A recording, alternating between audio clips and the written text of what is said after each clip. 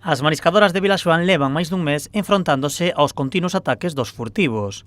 Nas zonas de Pompeán e Corón, os delincuentes controlan dende as estradas os traballos das mariscadoras para sustraer as súas ameixas cando estas non están. O problema é que temos aquí un grupo de furtivos que nos trae de cabeza.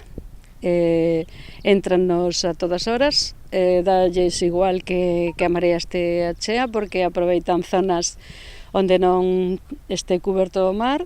O dano económico supera os 100 euros por día, pero os furtivos poñen en perigo o futuro destas mariscadoras xa que non distinguen entre cría ou ameixa madura. Para nós é máis, porque nós na lonxa alcanza un precio superior porque levamos talla comercial, eles non, eles levan de todo.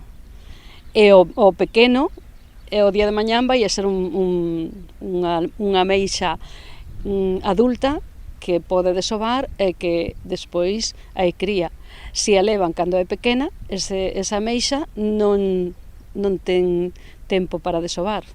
E, lóxicamente, se vai incrementando o prexuicio. En ocasións son pillados en pleno roubo e lonxe de fuxir, responden con ameazas e insultos. Han sido agresivos con algúns compañeiros, amenazando de que lle iban a partir a cara, de que iban a ir ás súas casas a robar, que sabían onde vivía, e todas esas cousas. A pesar de que as mariscadoras chaman as forzas de seguridade, os furtivos ignoran as sancións ao declararse insolventes. Sí, pois que levantalle unha sanción administrativa. Eles saben, se creen con toda a impunidade, porque non din tranquilamente, como non a vou a pagar, non teñen nada que perder.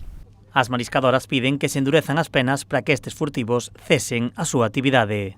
Endurecer o código, o que sexa, para que isto non quede impune. Porque isto é un problema que hoxe en día son 2, ou 4, ou 5, pero mañán poden ser 10, poden ser 15.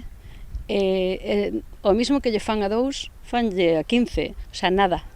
Entón, todo isto non pode quedar así. As mariscadoras insisten en que reciben o apoio das forzas de seguridade e das administracións, pero que ao ter as penas tan baixas, os furtivos continúan atacando con total impunidade. Ademais, a situación tamén xera medo entre as mariscadoras, xa que son elas as que realizan as gardas e se enfrontan a individuos moi agresivos.